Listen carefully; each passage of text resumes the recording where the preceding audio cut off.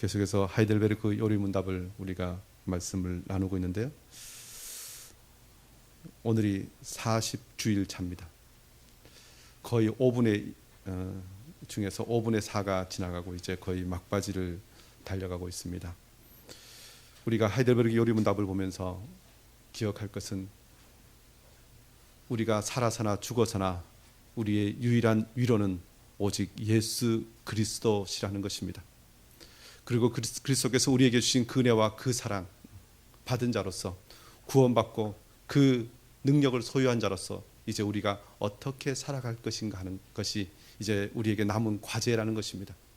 그래서 우리가 은혜 받은 자로서 위로받은 자로서 감사하면서 살아야 하는데, 그 사랑과 그 은혜를 드러내면서 살아야 하는데, 그 구체적인 방법이 바로 우리가 3부에서 계속해서 배우고 있는 십계명과 또 주기도문을 통하여 우리가 하나님의 말씀대로 살고 또 그렇게 기도하고 영원한 나라를 바라보는 것, 그것이 하나님께 감사하는 자의 삶이요 기뻐하는 자의 삶이요 참으로 구원받은 자의 삶이라는 것입니다. 오늘 40주일은요 특별히 십계명 중에서 제6계명에 관계되는 말씀을 우리에게 가르쳐 줍니다. 6계명은 아주 단순하고 또 우리의 분명하게 우리에게 기억됩니다. 살인하지 말라라는 것입니다. 이것은 우리 교회 안에서도 제6계명에 있을 만큼 중요한 그런 계명이지만, 우리가 상식적으로도 사회적으로도 국가적으로도 살인하지 말라는 것은 그야말로 어떤 나라든 어떤 민족이든 이것은 죄라는 것을 분명하게 그야말로 법률에 기록해 놓은 구절이 바로 이 살인하지 말라라는 것입니다. 사실 각 민족, 각 나라들이 살인하지 말라라는 것들에 대해서 살인하는 자는 이렇게 처벌할 것이고, 어떤 나라는 사형에 처할 것이고, 어떤 나라는 종신형에 처하면서 살인은 가장 큰 죄라는 것을 명시해 놓고 그렇게 국가가 그야말로 제어를 하고 통치를 하지만, 우리가 계속해서 들려오는 뉴스들을 보면 어떻습니까? 살인이 줄어들고 있는 것 같습니까? 아니면 더 늘어나고 있는 것 같습니까? 사실 들려오는 소식을 보면 점점 더 죽음의 문제, 살인의 문제는 우리에게 더 많이 들려지고 있습니다. 사실 더 많이 행하여지고 있다는 것입니다. 최근에 우리 뉴스 시간에 늘 뉴스를 보면 무슨 뉴스가 들립니까?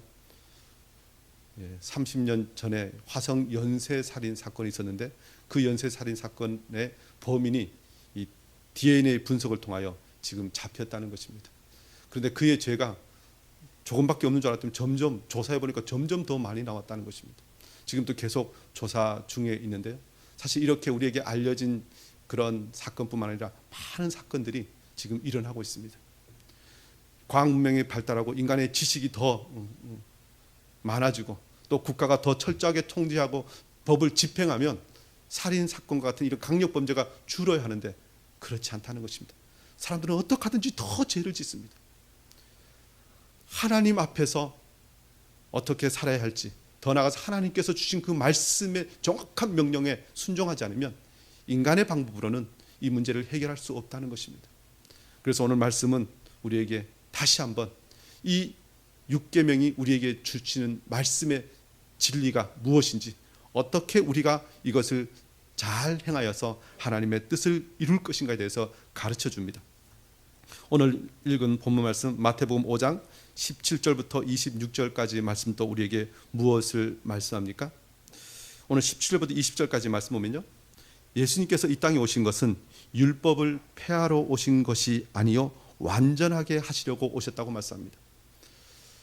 우리가 신앙생활하면서 자주 착각하는 것 중에 하나가 무엇이냐면요, 구약의 모든 율법들은 옛날 것이고 예수님 오시기 전의 율법이기 때문에 이제는 폐하해졌다, 끝났다, 그것은 지키지 않아도 된다, 십계명은 고리타분한 것이고 이제 안 지켜도 된다, 이렇게 말하는 사람들이 있습니다.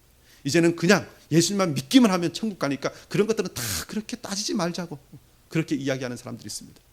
그런데 오늘 마태복음 5장 말씀 분명히 말씀합니다. 예수님께서는 율법을 폐하러 오신 것이 아니라 완전하게 하러 오셨다는 것입니다. 심지어 20절에 무엇을 말씀합니까? 내가 너희에게 이르노니 너희 의가 서기관과 바리새인보다 더 낫지 못하면 결코 천국에 들어가지 못하리라.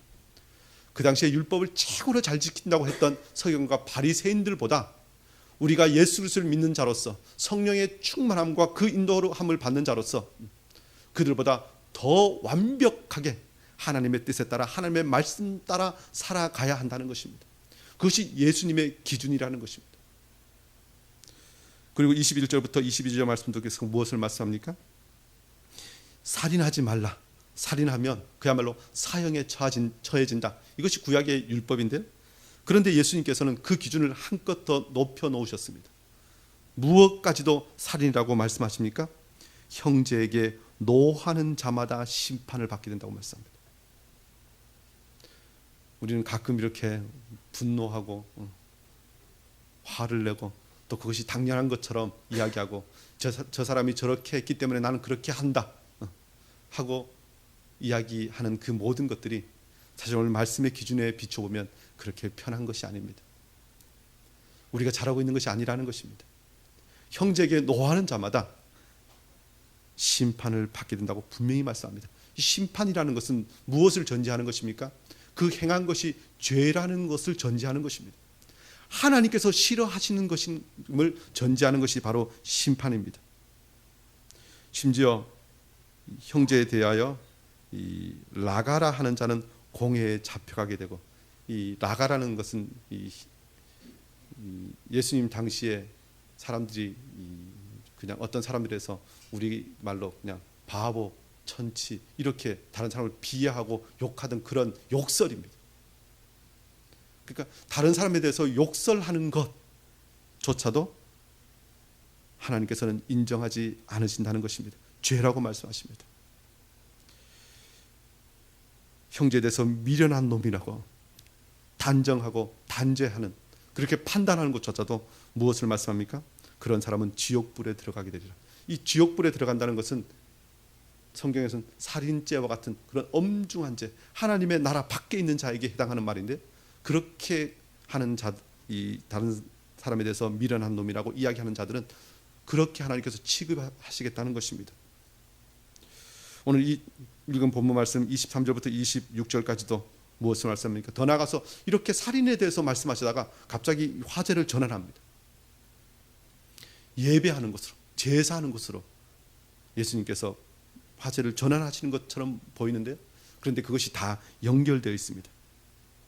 예물을 드리려다가, 우리 표현을 하면 예배를 드리려다가, 예배하러 모이고 하나님을 찬양하려다가 형제에게 원망 들을 만한 일이 있거든 멈추고 형제와 화목하고 그에 와서 예배하라는 것입니다. 하나님과 화목한 자는, 하나님과 화목하기를 원하는 자는 형제와 화목해야 한다는 것입니다. 그래서 하나님 앞에 예배하는 것과 이 사람들과의 관계에서, 사회생활에서 하는 삶과 다 연결되어 있습니다. 그래서 우리가 이 십계명을 배우면서 끊임없이 이야기하는 것이 있죠. 하나님을 사랑하는 자는 그 형제를 내 몸과 같이 사랑해야 한다는 것입니다. 십계명 1계명부터 10계명까지가 따로 떨어져 있는 것이 아니라 다 연결되어 있다는 것입니다. 1계명부터 4계명까지는 하나님께 대한 것이고 5계명부터 10계명까지는 사람에 대한 것이다. 이렇게 편의상 구별하지만 이 모든 것이 연결되어 있습니다. 하나님을 사랑하는 자는 이웃을 사랑하게 되어 있습니다. 그리고 이웃을 사랑하지 못하는 자가 하나님을 사랑한다고 말할 수 없다는 것입니다. 그래서 우리는 다시 한번 우리의 모든 일상의 삶은 하나님 앞에 거룩한 산 제물로 나아가는 것이고, 또 그것을 통하여 하나님께 예배하는 것임을 기억해야 됩니다. 그리고 그렇게 예배한 자는 일상의 삶에서 하나님 앞에 거룩한 산 제물로 날마다 나아가야 하는 삶임을 다시 한번 기억하고 오늘 말씀을 나누기를 원합니다. 특별히 형제와 화목하지 못한 자에 대해서 예배에 실패한 자라고 이야기하죠. 그것에 대해서 요한일서 2장 2절은 이렇게 표현합니다. 그는 우리 죄를 위한 화목 제물이니 우리만 위할 뿐 아니요 온 세상의 죄를 위하심이라. 예수님께서 우리를 위하여 죽으신 그것, 그 십자가의 그 구속 사건을 하나님 앞에서 예수님이 화목 제물이 되셨다는 표현이 있습니다. 화목 제물은 하나님과 인간 사이에 화목하게 하는 것입니다. 그 안에 막힌 담을 허는 것이 화목제인데요. 예수님께서 그 화목 제물이 되시기 위해서 우리를 위해 죽으셨다는 것입니다. 그런데 우리가 하나님과 화목 화목하게 되었다고 이야기하면서 하나님의 백성들과 화목하지 못하면 그것은 하나님과 화목하게 되었다는 것을 드러낼 수도 없고 증거할 수 없고 어떤 부분에서는 그것은 거짓일 수 있다는 것입니다. 그래서 우리는 다시 한번 하나님과 화목한 자로서 형제와 화목하고 또 형제와 이웃을 내 몸같이 사랑하는 사람이 되어야 합니다. 이것이 십계명에서 말씀하는 것인데요. 이것을 구체적으로 이 하이델베르그 요리문답은 105문부터 이 107문까지 구체적으로 그러면 어떻게 우리가 살인하지 말라라는 그 계명을 지킬 것인가에 대해서 우리에게 가르쳐 줍니다. 시간 관계에서 우리가 간단하게 보겠지만요. 우리가 이것을 보면서 이 살인하지 말라는 것이 단순하게 사람을 그냥 죽이는 것에 한정되는 것이 아니라 참 광범위하다는 것을 우리가 기억해야 됩니다. 그리고 우리 모든 삶에 사실 연결되어 있습니다. 우리 보면요. 이 제6계명에서는 하나님께서 무엇을 명령하십니까? 라는 질문에 먼저는 하나님의 형상으로 지으신 사람을 해치거나 죽이지 않기를 요구하신다는 것입니다. 이것이 하이델베르그 요리문답 105문부터 105문의 질문과 답에 있는데 우리 다 같이 한번 읽어보실까요? 시작.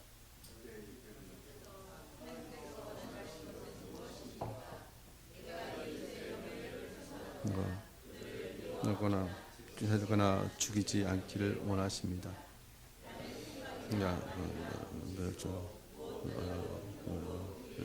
안 되며 하는 사람을 지켜서도 안 되고 오히려 모든 복수심을 버려야 합니다.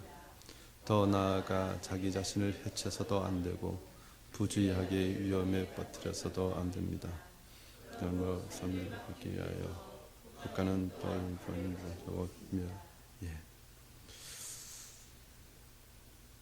사람을 해친다는 것, 살인한다는 것은 어떤 분에서는 인간이 지을 수 있는 가장 큰 죄입니다.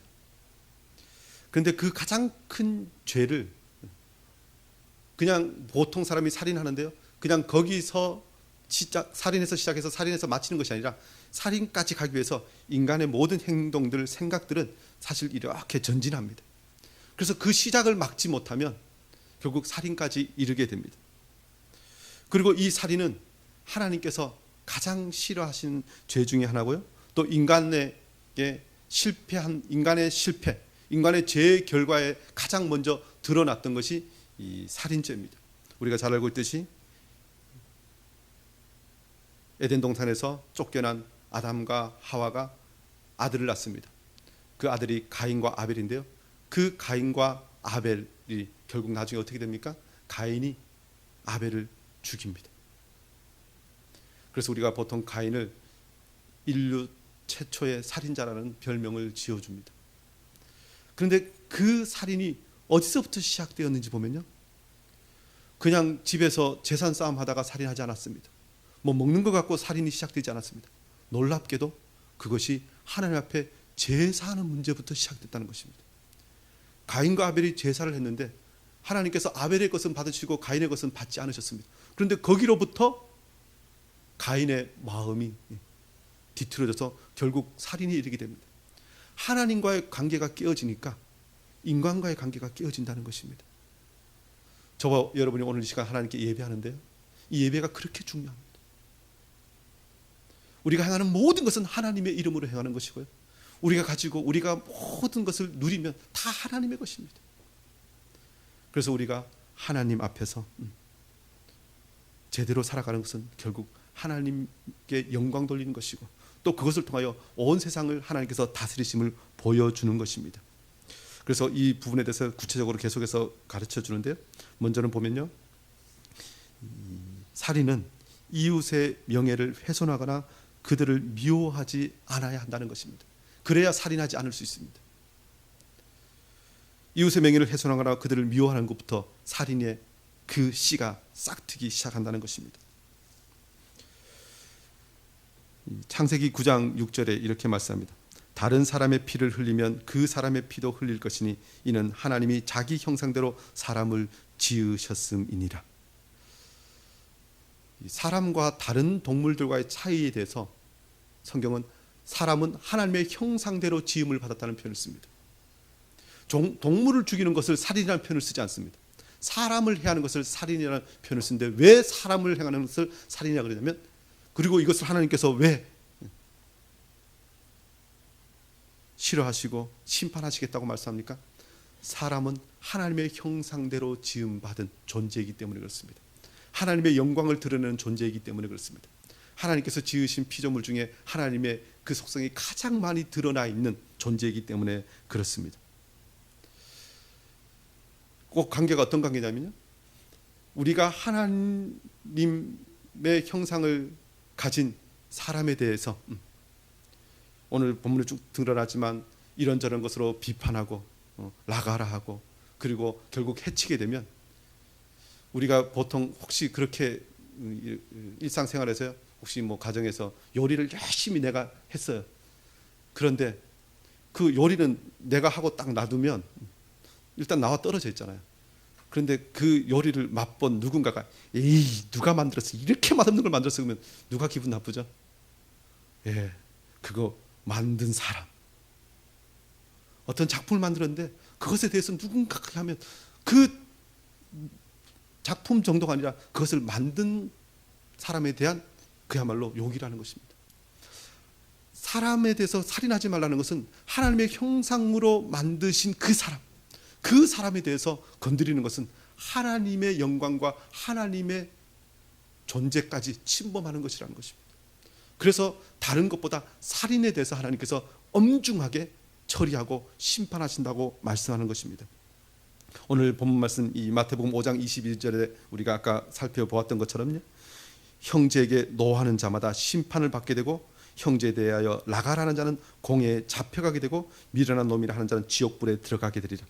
보통 하나님께서 어떤 죄에 대해서 말씀하시면 그냥 한 번 하고 끝내시는데, 이것은 심판을 받게 되고 공회에 잡혀가게 되고 지옥불에 들어가게 되리라. 이것은 이 땅에서의 심판에서 그치는 것이 아니라 결국은 영원한 심판까지 하나님께서 이어가게 하신다는 것입니다. 그만큼 엄중한 죄가 살인죄인데, 그 시작은 이웃의 명예를 훼손하거나 그를 미워하지 않는 것이 되어야 한다는 것입니다. 그래도 요즘 많이 사회가 발달하니까 다른 사람에 대해서 명예를 훼손하면 그래도 명예훼손죄가 또 이렇게 생겼죠. 인간은요 정말 이 악해서 그 속에서 계속 죄가 나오니까 그것을 제어하기 위해서 법률을 끊임없이 만들어요. 그럴 수밖에 없습니다. 그런데 이 놀라운 것은 법률보다 누가 더 먼저 가죠? 죄 짓는 사람은요 그 법률을 피해서 하여튼 그 당시에는 죄가 아닌 것을 많이 짓습니다. 그런데 성경에 있는 그대로 그래도 요즘 법률을 잘 만들고 있어요, 그죠? 성경에서 죄라 그러니까 이제 일반 법률에서도 그 법률을 죄라고 판정 짓습니다. 다른 사람의 명예, 이웃의 명예를 훼손하는 것, 그들을 미워하는 것, 하나님께서 살인죄와 동일하게 여기신다는 것입니다. 혹시 마음에 다른 사람을 미워한 거 있으면 예수 그리스도의 그 사랑을 받은 자로서 없애버리시기 바랍니다. 그런데 이 죄뿐만 아니라 또 무슨 죄를 이야기합니까? 다른 사람을 시켜서 해도 안 되며 모든 복수심을 버려야 합니다. 다른 사람을 시켜서 하는 것을 무엇이라고 이야기하죠? 살인 교사죄죠. 옛날에는 그거 죄로 안 치던 시절도 있었는데 이 사회가 발달하면서 하여튼 그런 것들로 인해서 많은 문제가 발생하니까 다시 또 법률로 살인 교사죄를 만들고 그것을 동일하게 살인죄로 취급합니다. 그렇습니다. 내가 직접 사람을 해하지 않고 죽이지 않더라도 누군가를 시켜서 하면 그것은 하나님께서 살인죄로 여기십니다. 놀라운 것은 이 하이델베르크 요리문답이 언제 만들어졌다고요? 지금부터 500년 전에 만들어졌는데, 요즘 현대를 보는 것 같은, 적용되는 것 같은 그런 말씀을 우리에게 줍니다. 나는 내 손에 피는 묻히기 싫어, 너가 해 하면서 돈을 주거나 부탁을 해서 짓는 그 모든 것들도 다 살인죄에 해당한다는 것입니다. 더 나아가서 모든 복수심을 버려야 한다고 이야기합니다. 다른 사람을 미워하는 것, 특별히 미워하는 것이 잠깐 있는 것은 그냥 마음이지만 복수심이라는 것은 그것을 계속 마음속에서 존재하고 자라는 것입니다. 그것을 계속 마음에 두고 그것이 해결되기 전까지는 그야말로 우리 표현으로 하면 밤잠도 안 자고 다 그것을 벼르고 있는 것, 하나님께서 그것을 동일한 살인죄라고 여기신다는 것입니다. 이것을 보면요, 이것을 어떻게 해결하라고 이야기합니까? 오늘 잠언 25장 21절 22절 이렇게 말씀합니다. 우리 다 같이 한번 읽어보실까요? 시작.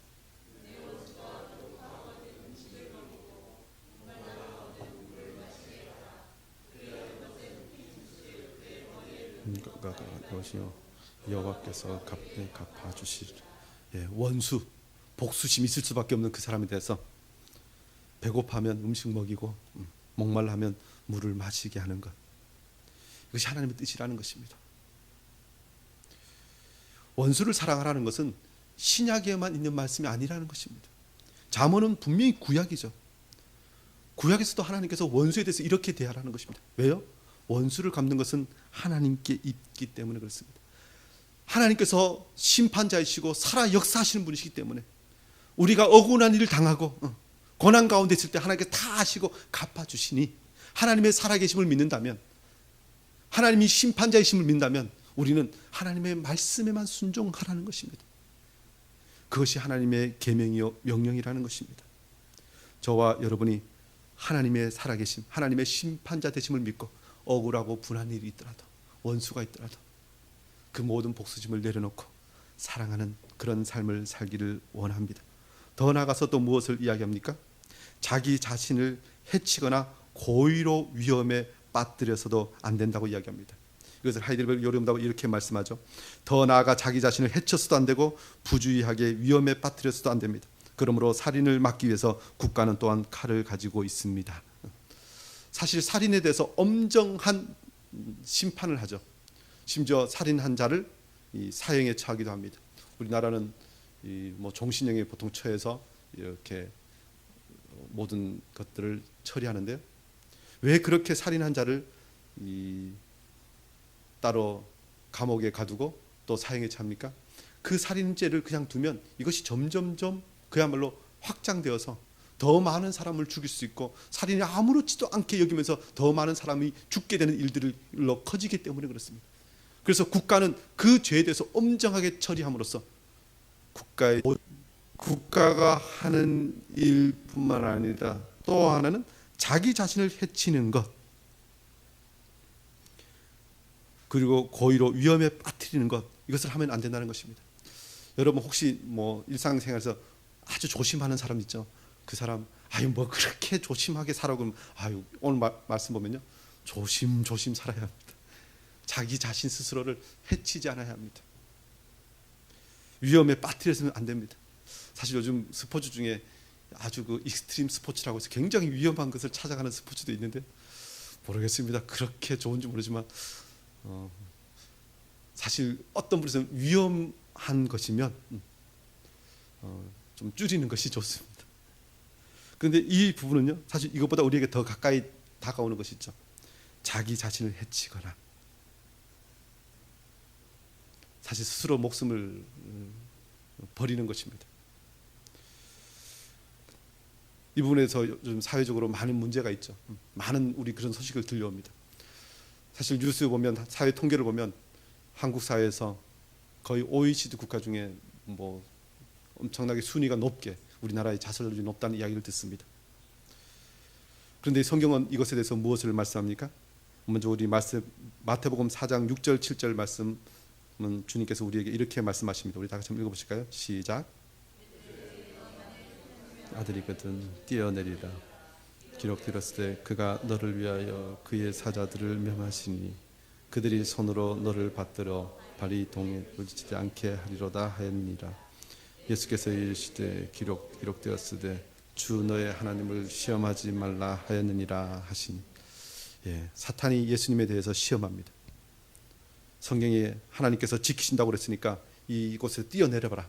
만약에 하나님의 아들이면 하나님께서 지켜주실 것이니, 이렇게 예수님에 대해서 도전합니다. 그때 예수님 무슨 말씀하십니까? 주 너의 하나님을 시험하지 말라. 하나님께서 주신 생명을 내가 마음대로 판단하고 내 마음대로 하는 것은 하나님을 시험하는 것이라는 것입니다. 그래서 우리는 이 부분에 대해서 다시 한번 내 생명의 주인은 하나님이심을 기억하면서 그 어떤 환난과 어려움 가운데 있을지라도 하나님께서 지켜주시고 인도하여 주실 것을 믿고 내 생명을 주님께 맡기는 것, 그것이 하나님의 뜻이고 하나님의 명령입니다. 만약에 내가 마음대로 무엇을 한다는 것은 하나님을 시험하는 것입니다. 사실 요즘 의료계에서도 뭐 존엄사가 있죠. 이 존엄하게 죽을 권리를 달라 해서 얼마 전 어떤 외신 보니까 영국에서는 그것을 인정하지 않아서 뭐 스위스인가에 거기 가서 이 존엄사를 선택했다는 것이 이 외신에 들려왔었습니다. 생명의 선택권 달라는 것입니다. 그런데 성경은 우리가 우리의 생명의 주인이 아니기 때문에 우리의 생명의 주인이신 하나님께 맡기는 것, 그것이 우리가 하나님 말씀대로 살아가는 것이라는 것입니다. 그리고 더 나아가서요, 우리가 이 말씀을 보면서 주의해야 될 것 중에 하나는, 우리가 그래도 들려오는 소식이 있잖아요. 누군가 자살을 했다. 또 우리 가까운 친구나 친척 중에 자살을 한 사람에 대해서 우리가 장례식을 참여해야 될 때가 있고요. 또 목사로서 사실 그런 장례를 집례해야 될 때도 있습니다. 어떻게 해야 될까요? 우리 자신의 이 생명에 대해서 하나님께 맡기지만 혹시 누가 그렇게 자살했다는 것을 우리가 듣고 그렇게 하면 우리가 그 부분에 대해서 정죄해서는 안 됩니다. 왜요? 그 사람이 요즘 그렇잖아요. 자살했다고 얘기를 들어서 그렇게 판정했는데 한참 지나 보니까 그 사람이 자살한 것이 아니라 타살되었다는 이야기를 우리가 봅니다. 또 그 사람이 죽음을 선택하고 그 과정까지 갈 때까지 어떻게 하나님 앞에서 그 과정을 지났는지 우리는 모릅니다. 그래서 인간의 모든 죽음은 하나님만이 하십니다. 그래서 우리가 그냥 객관적으로 보고 그 사람은 그래 해서 판단하면 안 됩니다. 그래서요, 교회에서 혹시 그동안 열심히 신앙생활 하다가 혹시 그런 일로 돌아가신 분을 우리가 대하면 우리는 우리의 판단을 내려놓고 하나님께서 그 생명의 주인이심을 인정하면서 우리는 우리의 도리를 하는 것, 그것이 우리가 이 자살을 한 사람에 대한 자세인 줄 압니다. 사실 이것도 계속해서 요즘 뭐 교단에서 교계에서 계속 논의되는 것입니다. 제가 말씀을 통해서 보는 것은 그렇습니다. 자신에 대해서는 그야말로 하나님 앞에 생명을 온전히 맡기는 것, 그리고 다른 사람에 대해서는 정죄하지 않는 것, 그것이 우리가 이 살인한 것에 대한 이 성경의 가르침을 다시 한번 기억하기를 원합니다. 그러면서 계속해서 이 106문은 우리에게 무엇을 가르칩니까? 이 살인의 뿌리가 되는 악한 생각이나 마음까지도 하나님께서 살인으로 여기신다는 것입니다. 이것에 대해서 106문 질문과 답이 이렇게 말씀하죠. 우리 다 같이 한번 읽어보실까요? 시작.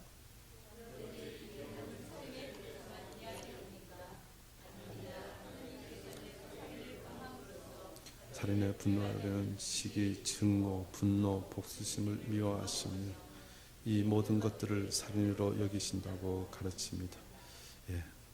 아까 조금 말씀을 나누었던 것처럼요, 어떤 살인의 결과뿐만 아니라 드러나는 그 어떤 현상뿐만 아니라 하나님께서는 그 뿌리가 되는 그 마음, 그 시작조차도 다 살인으로 여기신다는 것입니다. 하나하나 보면요, 하나님께서는 다른 사람에 대해서 시기하는 것을 살인으로 여기신다고 말씀합니다. 이것에 대해서 잠언 14장 3절에 이렇게 말씀하죠. 평안한 마음은 육신의 생명이나 시기는 뼈를 썩게 하느니라. 뼈를 썩게 하는 것은 다른 사람을 상하게 할 뿐만 아니라 자신도 상하게 하는 것입니다. 이 시기하는 것이 어떻게 살인으로 이어졌는지에 대해서 우리가 이 사무엘상을 보면 사울 왕이 다윗을 시기합니다. 어떻게 하죠? 시기하니까 결국 나중에 창을 들어서 다윗을 죽이려고 합니다. 시기는 처음에는 작아 보이지만 점점 커져서 결국은 그 사람에 대한 살인의 마음까지, 다윗이 그 창을 그냥 맞았으면 죽었을 거예요. 살인입니다. 더 나아가서 또 계속해서 하나님께서는 다른 사람을 증오하는 것을 살인으로 여기신다고 말씀합니다. 증오하는 것, 미워하는 것.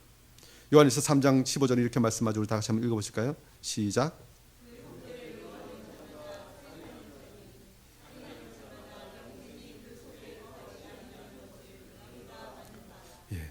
형제를 미워하는 자마다 살인하는 자라고 말합니다. 미워하는 것으로부터 시작해서 살인까지 가는데요. 대표적인 것으로는 창세기에 보면 요셉의 형들이, 요셉이 꿈을 꾸고 아버지에게 사랑을 받으니까 성경의 표현은 형들이 그를 미워한지라 이렇게 합니다. 그런데 한참 지나니까 형들이 요셉이 오는 것을 보면서 저 꿈꾸는 자가 오는도다, 우리가 그를 죽여. 결국 하나님께서 그걸 막으셨지만 그냥 허용해 놓으셨다면 형들은 요셉을 그야말로 불쌍히 여기지 않고 죽였을 것입니다. 미워하는 마음은 결국 죽이는 것까지 나아갑니다. 또 계속해서 보면 하나님께서는 이웃에게 분노하는 것을 살인으로 여기신다는 것입니다. 야고보서 1장 20절에 이렇게 말씀하죠. 다시 읽어보실까요? 시작. 성내는 것, 하나님의 의를 이루지 못합니다.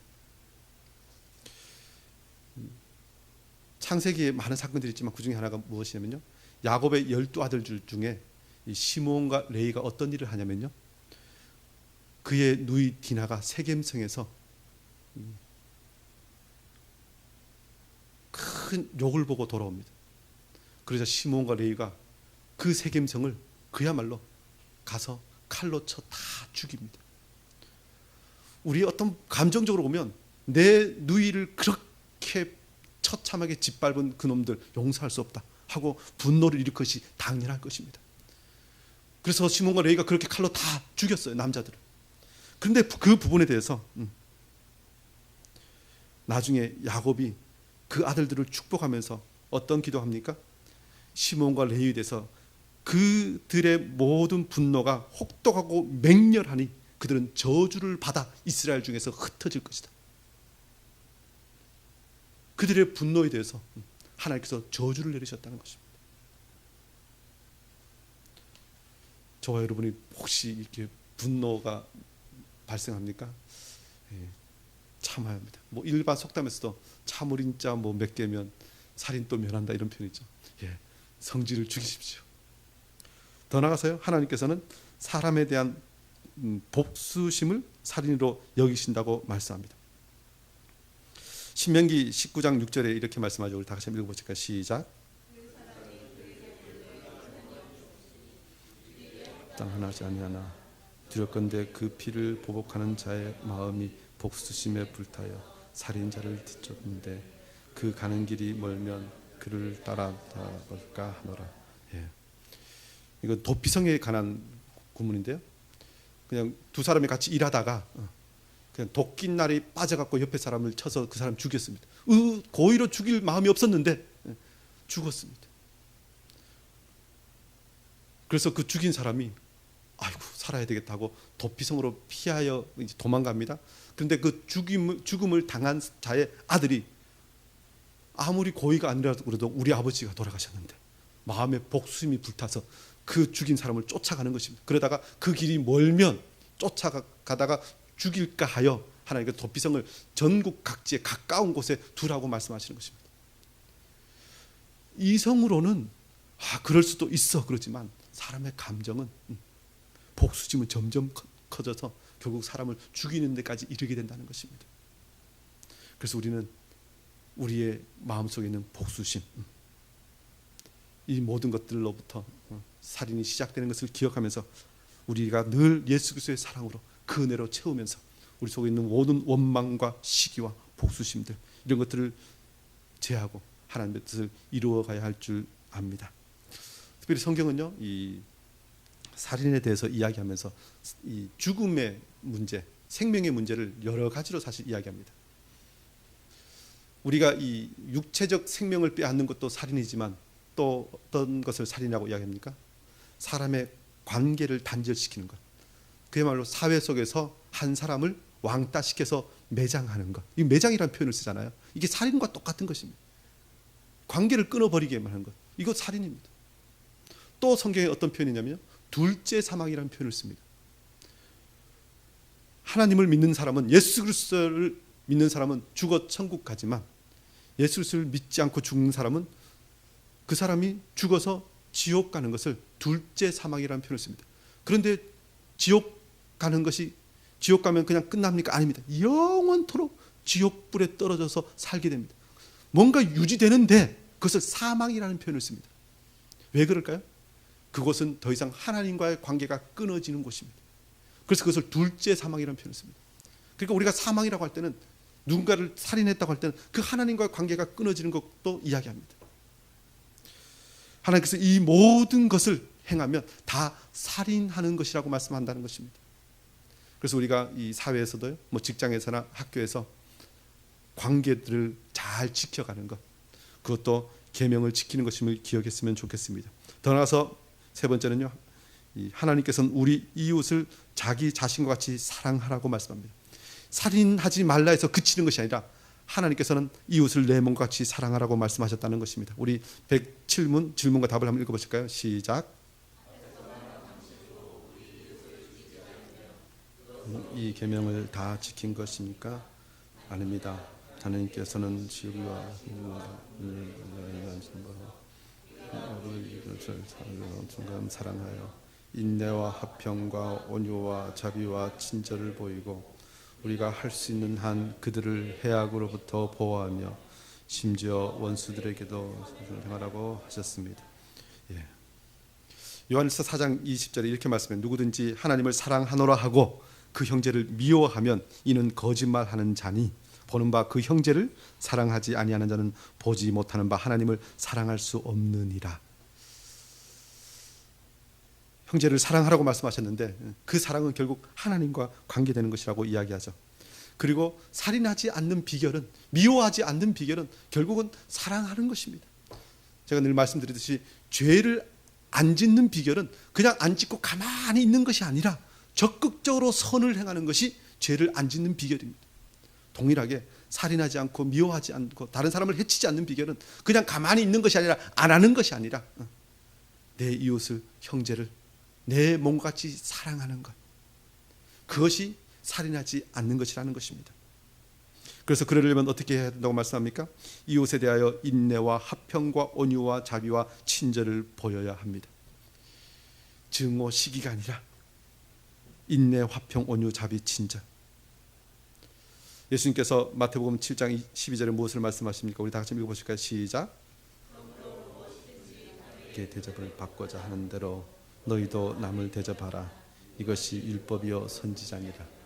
예, 사실 세상에서 우리가 원망과 시기가 없어지는 비결, 내지는 다른 사람을 이해하는 비결, 더 나아가 사랑하는 비결은 결국 내가 받고 싶은 대로 다른 사람에게 내가 행하는 것입니다. 내가 먼저 행하고 먼저 사랑하는 것. 그래야 이 땅의 미움이 사라지고 또 살인하는 것 같은 그런 흉악한 범죄가 사라지게 된다는 것입니다. 그래서 사랑하십시오. 사실 세상이 그렇게 죄로 가득 차 있고 살인으로 가득 차 있고 미워하는 것을 가득 찬 이유는 그러면 무엇이라고 이야기할 수 있습니까? 내가 사랑하지 않았기 때문에, 교회가 세상을 향하여 사랑하지 않았기 때문에. 사실 그 모든 문제의 시작은 또 다시 보면 우리 자신에게 있습니다. 우리가 더 인내하고 화평하고 온유하고 사랑함으로 이 땅의 모든 범죄를 사라지게 하고 또 하나님의 뜻을 이루어가야 할 줄 믿습니다. 그러면서 또 그렇게 해야 되는 것 중에 하나가 무엇이냐면 우리가 할 수 있는 한 다른 사람들을 해악으로부터 보호해야 한다는 것입니다. 다른 사람을 죽음으로부터 건져내야 한다는 것입니다. 출애굽기 23장 5절에 이렇게 말씀하죠. 내가 만일 너를 미워하는 자의 나귀가 짐을 싣고 엎드려짐을 보거든 그것을 버려두지 말고 그것을 도와 그 짐을 부릴지니라.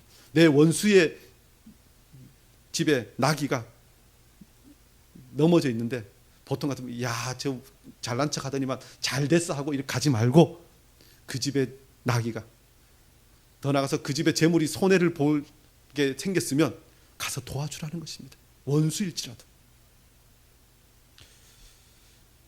신명기 22장 8절에도 이렇게 말씀합니다. 새 집을 지을 때 지붕에 난간을 만들어 사람이 떨어지지 않게 하라.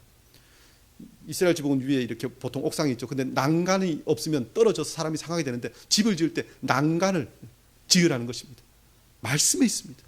보호장치를 하라는 것, 안전장치를 하라는 것입니다. 출애굽기 21장 29절에도 이 소가 본래 받는 버릇이 있는데 그 임자는 그로 말미암아 경고를 받았을 때 단속하지 아니하여 남녀를 막론하고 받아 죽이면 그 소는 돌로 쳐 죽이고 임자도 죽일 것입니다. 무슨 말씀입니까? 소가 받는 버릇이 있으면 그 소를 잘 단속해서 다른 사람을 해하지 않도록 하는 것, 그것이 하나님을 믿는 백성들이 해야 할 의무라는 것입니다. 다른 사람의 안전을 지키고 보호해 주어야 한다는 것입니다.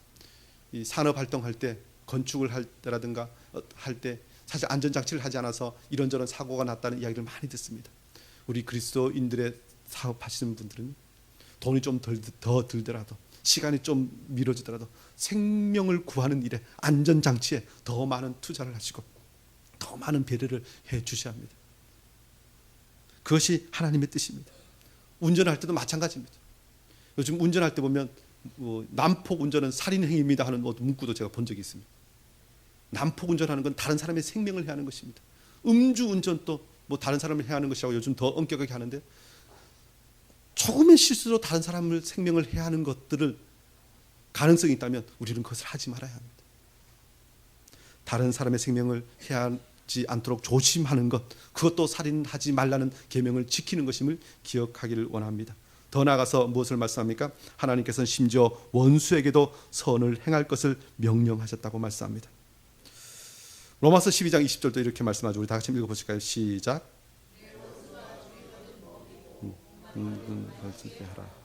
그리함으로 내가 숯불을 그 머리에 쌓아 놓으리라. 악에게 지지 말고 선으로 악을 이기라. 예. 먹이고 마시게 하라는 것입니다. 그러므로 내가 숯불을 그 머리에 쌓아 놓으리라. 이것은 조금 숯불을 뜨겁지 않을까요? 예. 하나님의 심판에 맡기라는 것입니다. 아까 우리 잠언서랑 말씀이 연결되어 있습니다. 그런데 그 뒷부분이 이 로마서에서는 다르죠. 무엇을 말씀합니까? 악에게 지지 말고 선으로 악을 이기라. 사실 오늘 말씀의 결론과 같은 말씀입니다. 단순히 살인하지 말라, 미워하지 말라, 이것은 악에게 지는 것입니다.